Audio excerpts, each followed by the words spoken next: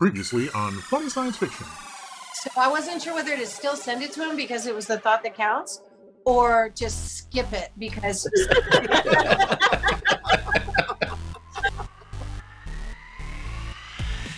Hi, I'm Jim Beard, and this is the Funny Science Fiction Podcast. The podcast that makes the show Firefly seem long and drawn out. Our guest today is an author that I had the good fortune of meeting at the Monroe Pop Fest this year in 2021. Now, that's a smaller Comic-Con just outside of Detroit, Michigan. Now, Jim, to steal some of his own words, is an author who puts words in the mouths of characters such as Fox Mulder, Luke Skywalker, Peter Venkman, Spider-Man, Superman, and a few others. Now, we're really happy to have Jim Beard here with us today on Funny Science Fiction. Welcome to the show, Jim. Hey, thanks a lot. I got to tell you right here at the outset, I feel an immense pressure to be funny on this show, and okay. I don't know if I can do it, but I'll give it a try. Well, sometimes it's the missing the mark on funny that can be funny. So either way, we're gonna laugh. So unfunny that he's funny. Exactly. See, you're already nailing it. You're doing great. I see. Wow, it's a concept that I have to really I'll have to think about that one. Wow. I mean, that's kind of why movies like Dumb and Dumber exist, because like they took the absolute dumb and just made it funny. Right. Well, it's like so bad that it's good, right? Yeah. We all have all those, movies and Absolutely and TV shows that, hey, I want to make one correction to you, and you don't know, and people fall into this trap that I have. Sure. I call myself a writer, not an author. Okay. What's the difference? I moved it right along. Before we get into our regular scheduled programming here. And this is it's pretty much just me. An author is like a higher level of being. I consider myself a writer because I'm in the trenches and I'm working at it. An author is one of those people that maybe puts out a book a year, and every one of their titles has a novel after it. Okay. They do a lot of like wine and cheese, signings. They're not actually signing the wine and cheese, but I think you get my point here. All right, so you're a writer. A writer writes. A writer works. I consider myself a pulp writer, and those, the original pulp writers were, they worked for a living on it. But that's just me. It's just one of those little bugaboos that I have. I'm okay with that. All right. That's fine. Okay. So yeah. Now, if everybody hasn't switched off after that and said, "Dude, this guy," like, wow, what a prima donna! Like, I don't know if I want to. Nah. Yeah, no, okay, we're good. Right. No, we're good. So, Jim, you have your hands in a lot of the sci-fi universes that we all know, we all love, but to be able to write for those universes, there has to be a base for you to be able to draw from. You can't fill from an empty tank. So growing up, what were your favorite forms of science fiction that helped you foster a love for sci-fi and help you to become the writer that we have in front of us today? Just about everything. I'm thinking back as a kid, and there wasn't as much as around as it today, but I was pretty much a sponge, and I was soaking up pretty much everything when I was a kid. There were times where I hit something that maybe was kind of literate, that maybe didn't catch or hold my interest or whatever. But I was watching, if there was science fiction on TV, I was watching it. Movies, books, comics, you name it. I loved it all. And for many, many years, that's pretty much all that I ever read was science fiction, until I started to find out that there was actually other genres out there in books. But I think about that a lot today. It's like all the bad superhero shows that we watched in the early 70s. and people might look back and say, like, how could you have watched the first Spider-Man TV show? It's so bad. And it's like, So campy. And we were starved though at that time. We didn't have 3 or 4 Marvel movies a year. sure. We didn't have how many, we didn't have all the CW shows. We didn't have the Disney Plus Marvel shows. We were starved for all that stuff. We watched what we were given and absorbed it and processed it. And then, you know what, maybe years later we look back and said, oh my God, like, I can't believe I watched that. But sometimes those are badges of honor. Like, I watched Wizards and Warriors, first run.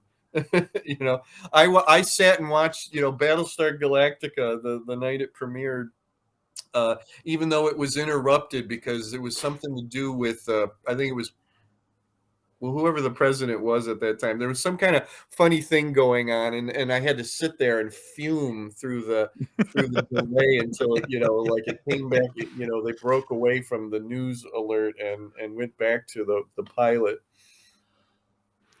I think there's something to be said though for those old shows and the campiness of the shows, and because like we had Burt Ward on some time back. Wow. And we had an opportunity to sit down with him and talk with him not only about what he's doing now in animal rescue, but also about Batman from the 60s and the campiness of the show. And even though it was so campy, and there was the the pow, the biffs, the zams, and all those kind of things, even today that's an enjoyable show to go back and watch, because it's like we talked about in what we were kind of talking about even off camera and now, is that the sometimes some things are so silly or even so bad that they're still good. Yeah. And I think that's purely the case with Batman, is that there are times when it was just so ridiculously silly that you're like, wow, really, guys? But it was still good. It was still fun to watch because it was superheroes. Sure. Mhm. The Batman TV show, the 66 Batman TV show, is my most favorite television show of all time. Excellent. That show pretty much made me who I am today. And in fact, I'm in the middle of putting out a series of books about the show. We've done season 1 and season 2, and we're working on season 3 right now. Oh, fantastic. So Nice. That show is beautiful because it works on many different levels. And back then, and still actually now, but back then, it was one of the reasons it was a success was because children and adults could sit and watch it together and both get something different from it. Yes. The kids were watching it and it was serious. Comic book writer Mark Waid told me he'd sat there and watched Robin getting eaten by a giant clam, and he was seriously worried that the next episode Robin was not going to be in it because he was be dead. Right. And then but a parent could be sitting alongside of them chuckling, and because they're getting all of the satire and the parody, and the fun. And I was that way. I thought it was a serious show when I was a kid. I remember the first time someone around me made fun of the fight scenes about how fake they looked, and I actually literally said to them, "What are you talking about? I think they're really punching each other. It looks so real. What are you talking about?" It's an incredible show. It burned bright for a very short time, and then it was gone. It's one of these little finite things, and I just love it. I will always love it, and I'm a huge champion of the show. It's an important moment in the history of the character of Batman. I agree wholeheartedly. Yeah, definitely. And scrolling through your Twitter, I saw a lot of homage to like the 1950s sci-fi, or even a little bit after that. But like the 1950s is really when sci-fi really began getting popular. Oh, So- yeah. So like what aspect of 50s sci-fi just calls out to you and is just kind of your resounding board. You know what I love about 50s science fiction? It has the highest of highs and some of the lowest of lows. It's amazing that Forbidden Planet and The Day the Earth Stood Still, which are two of my most favorite science fiction movies of all time, Excellent. could be in the same decade as I'm trying to think of something, them or something like that. The Thing from Another World is just an amazing movie, and that ensemble cast in that is just incredible. The other thing that I found out and I suddenly realized somewhat more recently is what I tend to really gravitate more towards is British. There's some really great 50s and early 60s British science fiction and sometimes fantasy or horror that really stands out to me as being incredible quality stuff. Village of the Damned. For some reason I was thinking of that movie earlier today, and just the entire feeling that it's infused with is just amazing. Yeah, so quick question for you. Mm. So since you said that The Day the Earth Stood Still is one of your favorite movies of all time, Yeah. what's your take on the Keanu Reeves remake? Never seen it.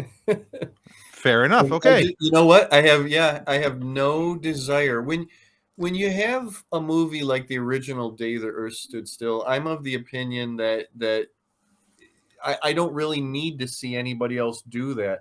Nobody can say the word obliteration like Michael Rennie. And no one needs to try. Right. Yeah, I get that. Yeah, and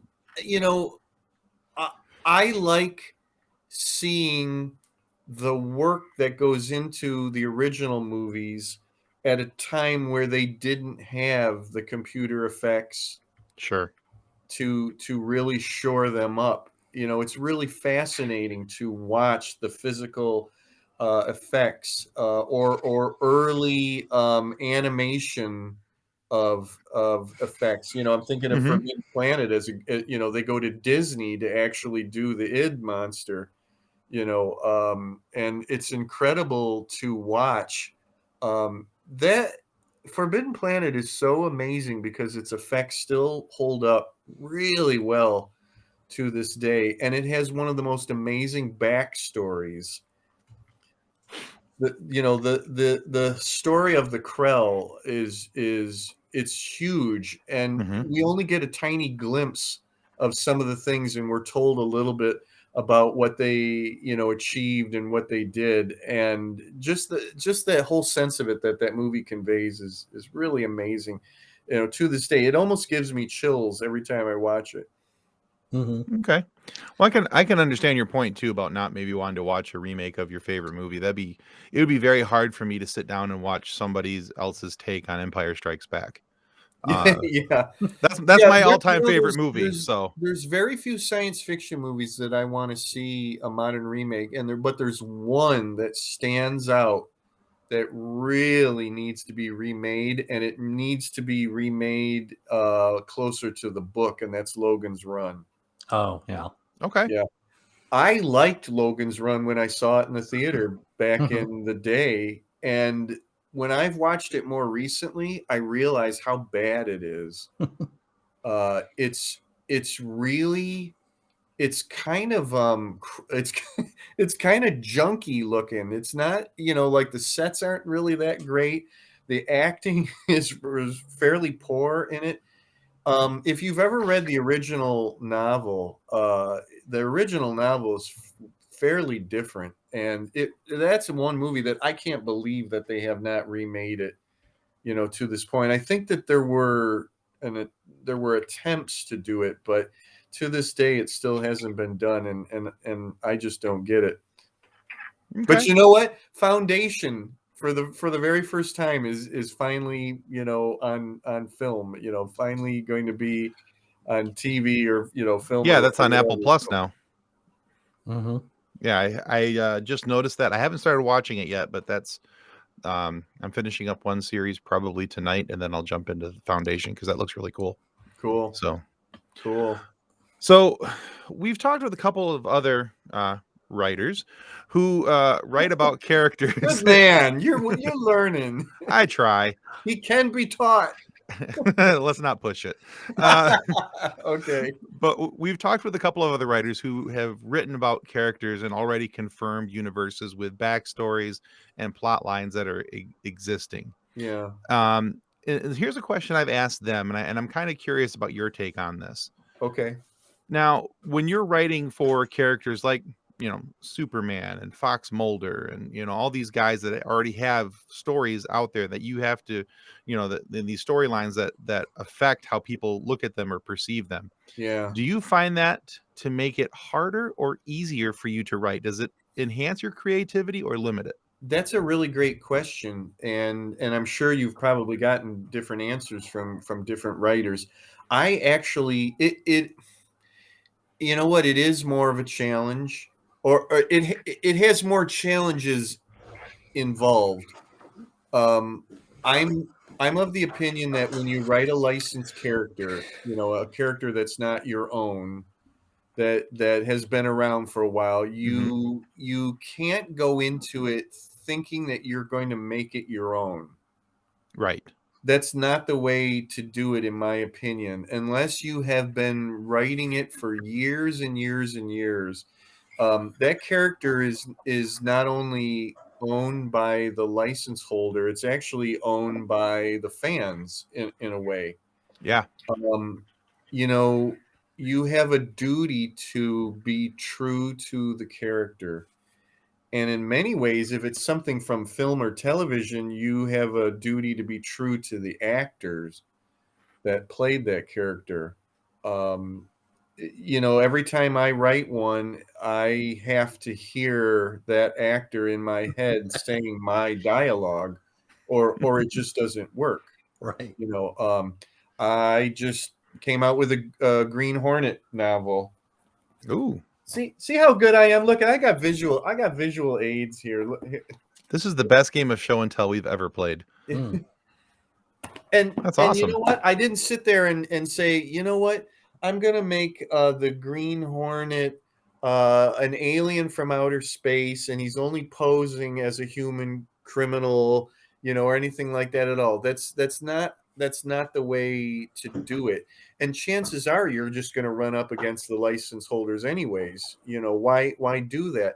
There's ways to put yourself into the project, but trying to fiddle with the character that everybody knows and loves is not the way to do it. You're going to get a lot of satisfaction from the first person who comes to you and says, hey, you know what? That was like a such and such movie that has never been made. I wrote an Extreme Ghostbusters comic book, and one of the greatest things that happened was that we had people coming up to us saying, my God, that was like an episode from the show. It was like an episode that they'd never filmed. And you know what? You couldn't give me a higher compliment than that. Yeah, that's awesome. That means that I did my job. That means that that the characters are in line with the way they should be, and it was enjoyable to the fans who have followed those characters. So now I have a question for you. This just popped in my head because of you mentioning that you hear the characters' voices in your head. Yeah. So for the Green Hornet, did you hear Van Williams or Seth Rogen? I actually saw the Seth Rogen movie, but no, definitely Van Williams. It's completely based on the Van Williams. I heard Bruce Lee, and I heard Van Williams, Excellent. and I heard Wendy Wagner. And I can't think of the name of the guy that plays D.A. Scanlon, but that's okay. The only reason I saw the Seth Rogen movie is that at that time I was writing for a local newspaper. And I was doing some movie reviews now and then, and I got to go to that for free. And after I was done, I was glad that I didn't have to pay for it. You were fortunate for free. Okay, it's not a complete waste. The guy that played Kato was actually Yeah, Jay Chow. good. Yeah. Yeah.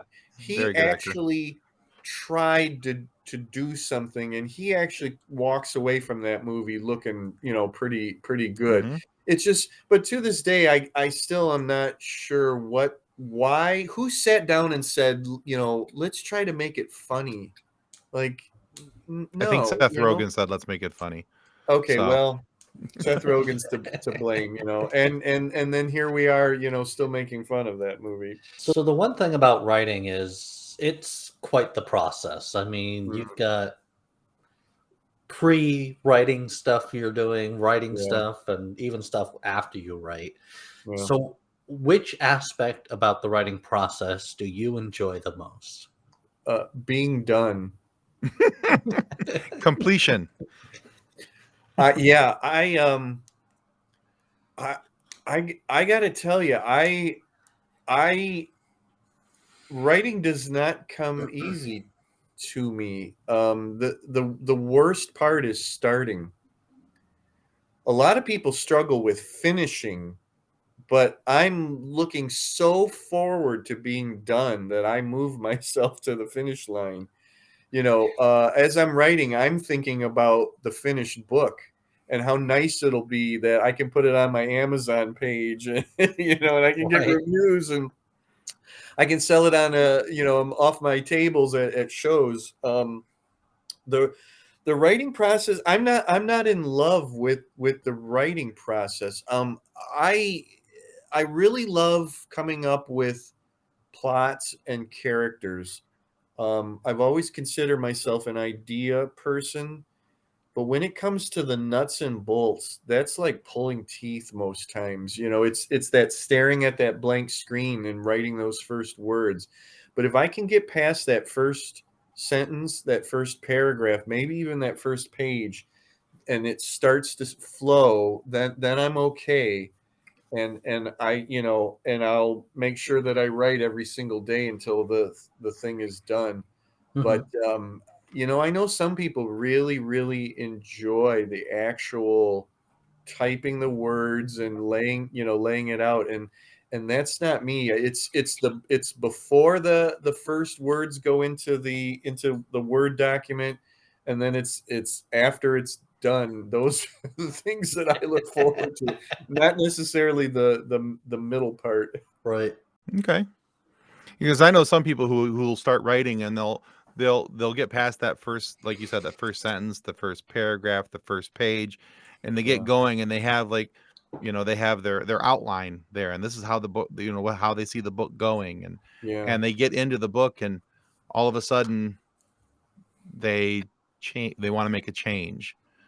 And Right. how often does that actually happen, where you're getting into the book, you've got a plot line in your head, and you get to the point where the plot line needs to start really setting in, and you Yeah. go, you know what, I that's not what I want to do. It does happen, and I got to tell you, when that happens to me, it's usually the characters stop me and tell me that they want to do something different. There's no other way for me to describe it. And I know what I just said about not really enjoying that middle part, but there is some magic that happens at that moment when a character literally stops you, grabs you by the collar, and shakes, gives you the shake, slap, slap thing, and says, "I don't want to go that way. I want to go this way." And that has happened to me several times over the years, and it almost always has turned out to be the better choice than what I had planned. Excellent. Other than that, I usually stick to my general outline. Things can change. A chapter might start to get too long, so I'll bring it to a close at a point where I didn't necessarily plan on it. I've added in scenes in between scenes, and that's the kind of stuff that comes out of just being hip deep into a plot. But yeah, it does happen, and there is a certain magic in that, because that means that your characters are starting to come alive. they've taken root in your head, and they're actually talking and walking and doing things separate from your own, id, as it were. And saying it's magical is really the only way I can describe it. No, that makes sense. I get that. Okay. So, Jim, a lot of times when we, because we are in such a visual world now, almost everything in this world is visual. We have our phones getting bigger and bigger screens, tablets and computers, and all these things. And so because of that, many of the movies, the TV shows, even the comics are on phones and tablets nowadays. But comics, video games, all these things have what we like to call Easter eggs in them. Something for the viewer to find and be excited about. I would suppose that it's a lot harder to have an Easter egg inside of a non-visual medium. But do you ever hide any secrets or Easter eggs in your books, hoping that people will find them? In almost every single thing I've written, there is something. And sometimes it might be so subtle that no one will ever catch it. But I know that it's there, to, maybe things that are a little bit more obvious. No, I love doing stuff like that. And it is possible to put it into, a prose novel. And if someone's not reading it carefully, they could miss it.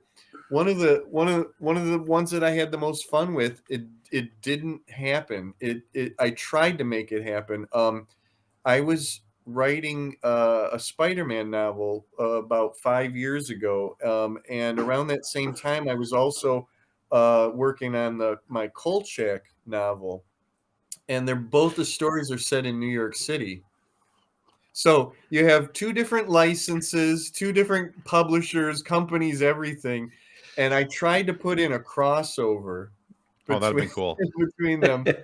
And unfortunately, the Spider-Man novel was so heavily edited by all different parties. There was too many fingers in that one that they kept trimming things and trimming this and trimming that. And the Kolchak part of the Spider-Man novel got cut, but it's funny because I think in the Kolchak novel, the Spider-Man part is still in there. Oh, that's fantastic. So, the characters were all at the little park that's right next to the Flatiron Building. And it's terrible. I can't think of the name of the park. I love the Flatiron Building in New York City. There's a little park there, and there's, tables, and you can sit there and, on your lunch break. And I had Kolchak there, and he looks over at one point and sees a young guy and a redheaded girl at a table, and he thinks this or that about him. I can't remember exactly how that goes. Well, that's Peter Parker and Mary Jane. In the Spider-Man novel, it was that Peter was looking around while Mary Jane was talking, and he sees Kolchak, and he thinks something like, my God, who today would wear a seersucker suit, or something like that, And unfortunately, that one whole scene with him and Mary Jane in the park, so much of that was trimmed. They kept saying, that's extraneous, that's extraneous. So it was the crossover that never happened. But that's the kind of funny thing. Now, I'm never mentioning the characters' names in the other books, so I'm not going to get in trouble, that way.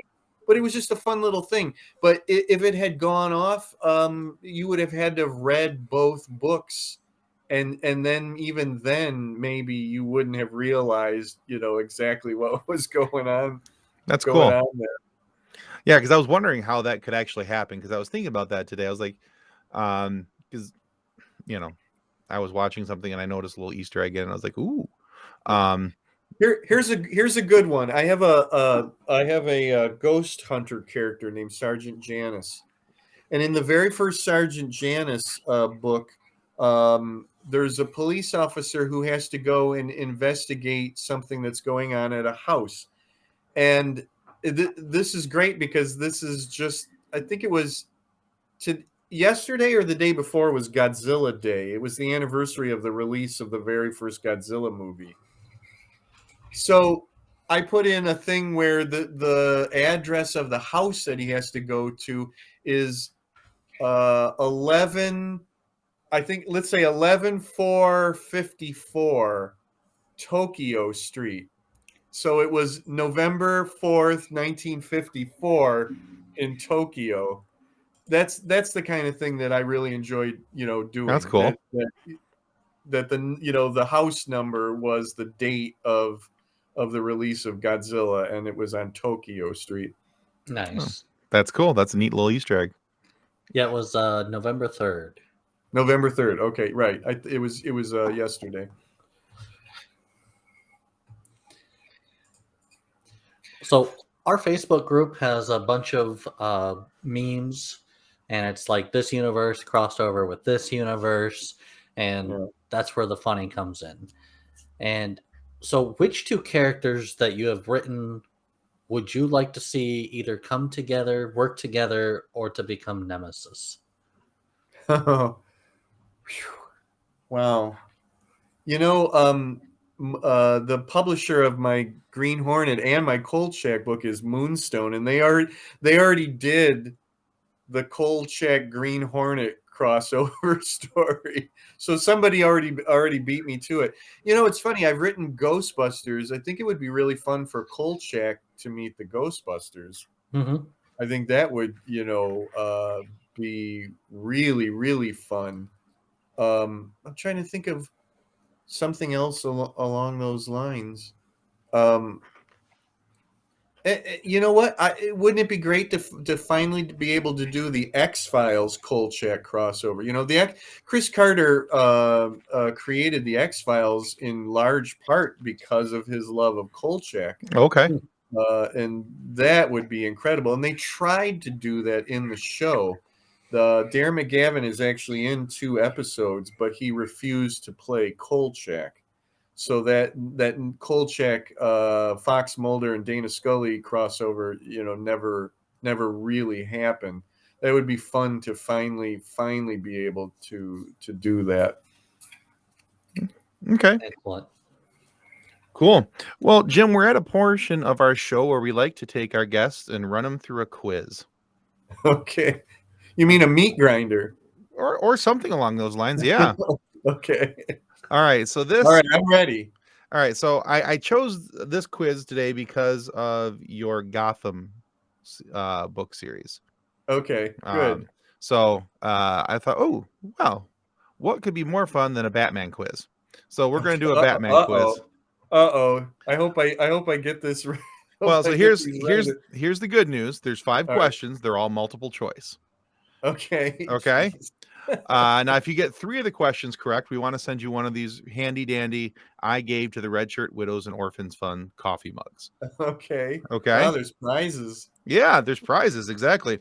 And if you get 4 questions correct, we're going to send you that coffee mug along with the book that Nick's about to hold up. There he goes. Come on, Nick, quick. There he is. It's called right. Dances with Aliens. This is the newest book by Drayton Allen. It's about the last man on Earth who's actually a dog, but not a dog that goes woof. A singing, dancing dog of the cartoon theme park variety. And so, and it's all about a guy who's in this park, but wonders how they can all go to all these distances and travel, but not recognize a guy in a dog suit. So now that's if you get 4, we'll send you the book and we'll send you the coffee mug. All right. However, if you get less, if you get less than 3, so anything less than 3, we take a picture of you, we make a meme out of you, and we put you into our Facebook group. Are you okay with that? Sure. All right. We call it our fun. I've always wanted to be a meme. There you go. We call it our fun sequence. Okay. All right, Nick, take us away on the quiz. Which supervillain broke Batman's back? Was Bane. It? All right. Sorry. No, that's good. It's multiple choice. Yeah. Multiple questions. We don't need no stinking multiple questions. All right. So he's 1 for 1. It was definitely Bane. All right. Question 2. The original Batgirl was related to what other character? Was it Commissioner Gordon? Was it Batwoman, or was it Alfred? Barbara Gordon related to Commissioner Gordon, father and daughter. Actually, no, that was the second iteration. The original was the niece of Okay. Batwoman. I didn't understand. You did say the original. Yep, you're right. Wow. All right. So 1 and 1. Yeah, that's me not listening. Not I would have known that. Yeah, if you said the Batgirl with the hyphen in between Bat and Girl, then yeah. Yeah, okay. Betty What? Kane. Yes. Yes. Damn. All right, I got to start paying more attention here. All right. What Batman villain was formerly a zoologist? Was it Man-Bat, Killer Croc, or the Penguin? A zoologist. Wow.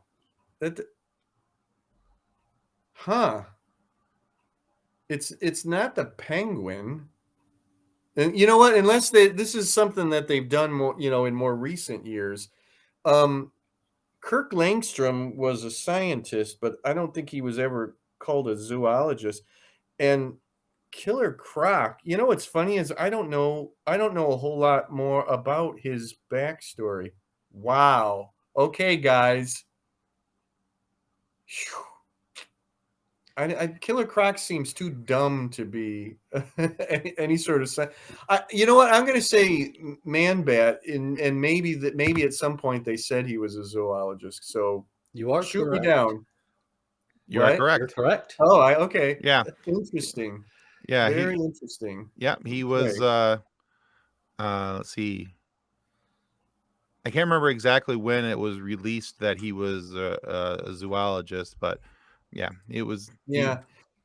Yeah, So. because in his initial appearances, I don't think that said he's working on a sonar type of thing, and Right. he takes blood from the bats and all of that. But okay, interesting. Yeah, I'm trying to look real quick, and I think it was in. That's just about his introduction in the Detective Comics. It was in the Batman animated series. He was a zoologist. Okay. Well, there it goes. All right, there was a trick question. Yes, maybe. All right, so question 4. All right, so we're 1 and 2. All right. No, you're 2 and 1. 2 and 1. 2 and 1. Yeah. 2 and 1. Let's not take it away from you. You're 2 and 1. Right. All right, so question 4. Professor Jonathan Crane is also known by what other name? Scarecrow. All right. Well, with that answer, that wins you this handy dandy coffee mug. Well, not this one. We'll give you one that my lips have. Okay. All right. One that doesn't have your DNA on it. Exactly. Yeah. Sample free. There you go. Who is credited with the creation of Batwoman? Bob Kane, Joe Shuster, or Jack Kirby?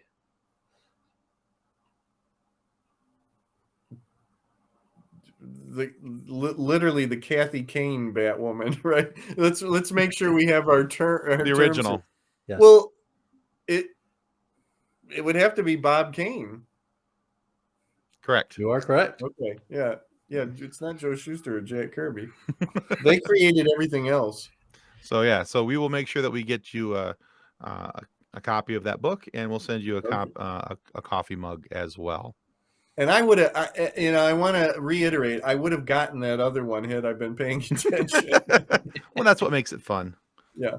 Yes. Well, Jim, thank you so much for being on the show today. Where can our listeners go to find out more about you and what you're doing now? Well, first and foremost, hit my Amazon page. You can go to Amazon under books and just put my name in, and my page should come up, and you'll see everything there except for the 2 Moonstone books. Moonstone doesn't have their books on Amazon. So if you go to Moonstone, I think it's moonstonebooks.com, you'll see my Green Hornet novel and my Kolchak novella, and everything else is on Amazon. If you want to visit me on Facebook, go to my fan page, which is called The Beard, the Jim Beard fan page. and I'm on Twitter at writer Jim Beard, all one word. Nice. Very And would good. you like to plug any of your books at this moment, or? The two Batman books are Zlonk Zok Zowie, the Subterranean Blue Grotto Essays on Batman 66 Season 1, and then even newer is Biff Bam Eow, the Subterranean Blue Grotto Essays on Batman 66 Season 2. We are hard at work now on Season 3, and that should be out by the spring next year. And I have to think of the title of that one. I have to cheat and look at the last page. Oof, Boff, Splat is the title of the third one. The Green Hornet novel is called How Sweet the Sting, and it is based on the 66 Van Williams, Bruce Lee Green Hornet show. And then my newest book that I just came out with is book 2 of if anybody out there is a fan of G.I. Joe Adventure Team, they may kind of get a vibe of that from my books that are called DC Jones and Adventure Command International. This actually started as actual G.I. Joe Adventure Team fiction. There used to be a thing on Amazon called Kindle Worlds, which was a platform that writers could write licenses. They could write actual stories within different licenses, and the G.I. Joe license was up there. And I was the very first one to actually write Adventure Team. Everybody else was writing Real American Hero. Nice. So when that went down, we all owned our stories, but we didn't own the license, of course. So for a couple of years, this stuff just sat around, and I got sick of it sitting around. So I made my own version of it. And then I just came out with book 2. So it's literally DC Jones book 1 and DC Jones book 2. And as you can see, the covers look like the toy packages from the 70s. Oh yeah, that's cool. Yeah. And so book 3 will be next year. All right, very good. Excellent. Well, guys, if you haven't yet hit that subscribe button, take a moment now, hit that subscribe button. It's the most important thing you can do to ensure that we get more amazing guests like Jim Beard here today and give us funny moments for us to be able to continue to listen to. So please subscribe. It helps out way more than we can ever really tell you. And be sure to go check out Jim Beard's work as well. Go buy some books on Amazon. He's a good writer, and we can always want to support good writers. Now, for whatever reason, if you're not happy with the content of our show today, please feel free to lodge a complaint with the head of our complaint department, the Riddler. Now, single copies are only required for Edward Nygma. And sure, it'll take a while for us to decipher and decode the punishment that Nygma has in store for us. But you can be sure that the Riddler will take great pleasure in exacting the revenge for our lack of talent and in the ways that our show offended you. So, yay for us. Well, thanks again, Jim. Hey, thank you guys. It was very fun and All right. funny. All right. Thanks, everybody. Thanks for watching. Go subscribe. Bye. Our show is brought to you by our charity sponsor, the Red Shirt Widows and Orphans Fund, which supports the Wish Upon a Teen Foundation that helps out sick kids when they need it most. And just imagine the comfort you'll give Red Shirt crewman number 99. He'll know that when he puts on the red shirt and joins the apes from Planet of the Apes and World Domination, that he didn't leave his family destitute and without hope, because the Red Shirt Widows and Orphans Fund has his back, and the rest of his pension plan. And speaking of sponsors and show partners, check out this short video from our good friends over at Level Up Lightsabers.